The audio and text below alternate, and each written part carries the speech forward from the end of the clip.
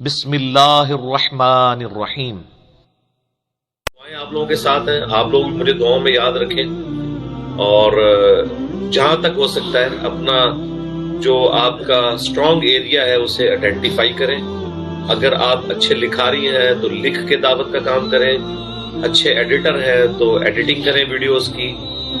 اگر اچھے سپیکر ہیں آپ تو سپیکنگ کے ذریعے دعوت کو پھیلائیں۔ اور ہمیشہ میں یہ بات کرتا ہوں کہ میرا جو انٹرویو آف انجینئر محمد علی مرزا مجلس 50 وہ ضرور دیکھیں۔ اس میں نے سارے ٹپس بتائی ہیں جو میں نے اپنی زندگی میں لرن کیے کہ دعوت آپ نے کیسے دینی ہے۔ اس میں ٹاپ آف دا لسٹ جو ٹپ ہے وہ میری طرف سے ٹوٹکا یہی ہے کہ آپ نے جس سے بھی بات کرنی ہے اس سے اس کے انٹرسٹ کا ٹاپک چھیڑنا ہے۔ یہ نہیں ہے کہ میرے لیے اگر انٹرسٹ کا ٹاپک رفع الیدین ہے تو میں ہر بندے سے رفع الیدین کو چھیڑ کے بیٹھ جاؤں، یا اگر میرے لیے انٹرسٹ کا ٹاپک جنگ صفین ہے تو میں ہر بندے سے جنگ صفین لے کے بیٹھ جاؤں، یا میرے لیے انٹرسٹ کا ٹاپک جو ہے وہ دعوت الی القرآن ہے یا مزارات کی مذمت ہے تو میں یہ لے کے بیٹھ جاؤں۔ ہو سکتا ہے وہ ٹاپک کو سننا ہی نہ چاہتا ہوں۔ آپ یہ دیکھیں کہ آپ کے دوست کا، آپ کے گھر والوں کا انٹرسٹ کس چیز میں، اور اس انٹرسٹ کے لیے یہ ضروری نہیں ہے کہ اس میں وہ آپ کے ساتھ ہوں۔ ایگزیکٹلی 180 ڈگری بھی آپ کے ہوئے، یعنی وہ آپ کو یہ سمجھ رہے ہوں گے۔ اکثر جس طرح ہمارے بھائی قرآن و سنت کی بات کرتے ہیں تو وہ وہابیت کا لیبل لگ جاتا ہے، تو ان کو بتائیں کہ بھئی وہابیوں سے آپ کو کیا مسئلہ ہے، تو وہ آپ کو 2-4 ان کی ایپ گنوائیں گے کہ جی وہ یزیدی ہیں، وہ گستاخ رسول ہیں۔ تو ان کو کہ جی کون سی گستاخی، تو وہ آپ کو بتائیں گے کہ جی انہوں نے نبی علیہ السلام کے بارے میں اسماعیل دیلوی نے لکھ دیا، اشرف تھانوی نے لکھ دیا، تو آپ کہیں گے ہم آپ کے ساتھ ہیں، ہم کیا کہتے ہیں، ہم تو ان کو نہیں صحیح سمجھتے۔ اور پھر کہیں کہ اگر جان کی امان پائیں تو عرض کریں کہ اگر اشرف علی تھانوی رسول اللہ غلط ہے تو چشتی رسول اللہ کے بارے میں آپ کا کیا خیال ہے؟ کیا آپ رسول اللہ کے سامنے قیامت والے دن اس کلمے کو ایکسپٹ کرنے کے لیے تیار ہوں گے؟ تو میرا خیال ہے جس میں تھوڑے سی بھی ایمان کی رتی باقی ہوئی نہ اور ہٹدرمی پہ نہ ہوا وہ کانوں کو ہاتھ لگائے۔ بس یہاں سے بات سٹارٹ کر دیں۔ اسی طریقے سے محرم کے مہینے میں اگر کوئی حسین ابن علی رضی اللہ تعالیٰ عنہ علیہ السلام وعلیہ السلام کے بارے میں ڈسکشن کرنا چاہتا ہے تو آپ ان کو وہ ٹاپک بتائیں۔ ربیع الاول کے بارے میں آپ ان کو یہ نہ کہیں کہ ربیع الاول منانا بدعت ہے، آپ ان کو ربیع الاول پہ نبی علیہ السلام کے معجزات بتائیں۔ اسی طریقے سے پھر آہستہ آہستہ ان کو کرتے کرتے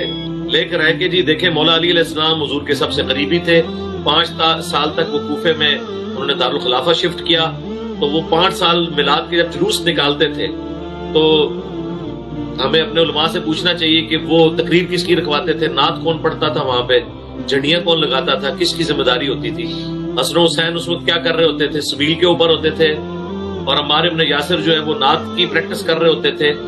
تو آپ جب یہ باتیں کریں گے تو ان کے فیس ریڈنگ آپ کو بتا دیں گے کہ یار یہ تو نہیں۔ ابھی پچھلے دنوں ایک اہل تشیع عالم نے بڑی پیاری بات کی ہے، اللہ تعالیٰ ان کو جزائے خیر دے، اور انہوں نے JDC کے تھرو رابطہ بھی کیا، مجھ سے فون پہ بھی بات ہوئی، میں نے ان کو دعوت دی کہ آپ ہمارے پاس آئیں۔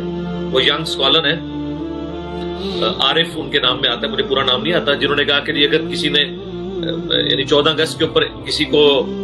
انعام ملنا چاہیے تو انجینئر صاحب کو ملنا چاہیے کہ جنہوں نے صدیوں کی جو ایک اختلافات کی دراڑ تھی اس کو فل کیا۔ تو اس میں انہوں نے بڑی اچھی بات کی کہ جی انجینئر صاحب کو وہ اپنے شیعہ کو سمجھا رہے تھے کہ آپ لوگ جو کہتے ہیں نا کہ انجینئر شیعہ کیوں نہیں ہو جاتا، تو میرے بھائی انجینئر نے نہ سنی ہونا ہے نہ شیعہ ہونا ہے، کیونکہ نبی علیہ السلام نہ سنی تھے نہ شیعہ تھے، اور ان کے جد امجد نہ یہودی تھے نہ عیسائی تھے۔ ما کان ابراہیم یہودیا ولا نصرانیا ولکن کان حنیفا مسلما وما کان من المشرکین۔ تو مسلم ہے، تو کہنے لگا کہ انجینئر صاحب کا مسئلہ یہ ہے کہ وہ نبی صلی اللہ علیہ وآلہ وسلم کے بعد کسی کو حجت مانتے ہی نہیں ہے، اور وہ خود شیعہ عالم کہنے لگے کہ آپ مجھے بتائیں کہ ہم نبی علیہ السلام سے ماتم، جھولے، یہ گھوڑے، پنجے، یہ کیسے اس کو ثابت کریں، نبی علیہ السلام نے تو یہ کام نہیں کیا ہوا۔ تو وہ تو اس کو اس انداز میں بیان کر رہے تھے، لیکن یہ میرے لیے سرٹیفکیٹ ہو گیا ہے کہ ایک شیعہ عالم نے الحمدللہ یہ چیز مانی ہے کہ نبی علیہ السلام سے یہ ساری چیزیں ثابت نہیں ہیں، اور نہ آپ تعلیم کر کے گئے ہیں۔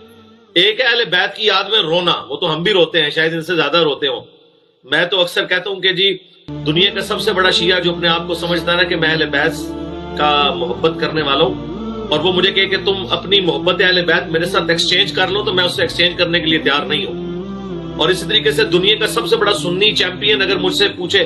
کہ میری جو حضرت ابوبکر عمر کے ساتھ عقیدت ہے وہ ایکسچینج کر لو، تو میں ایکسچینج کرنے کے لیے تیار نہیں ہوں، ان کو تو وہ عقیدت ہی نہیں ہے۔ صحابہ کرام کا تو تعارف، عمر سیریز کا تعارف اور ان کی زندگی کی کنٹریبیوشنز اسلام کے لیے ہمارے سے پہلے کس نے اس طریقے سے ہائی لائٹ کی تھی؟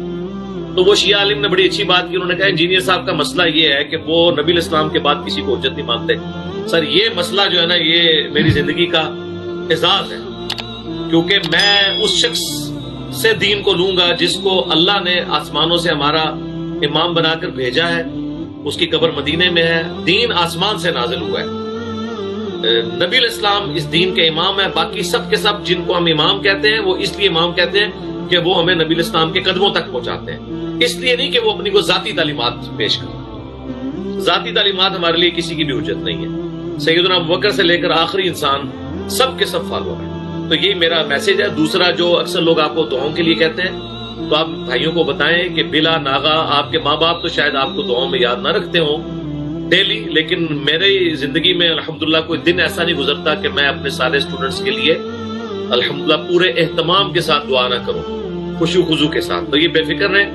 دعائیں آپ کو انشاءاللہ ہماری طرف سے مل رہی ہیں، آپ بھی ہمیں دعاؤں میں یاد رکھیں۔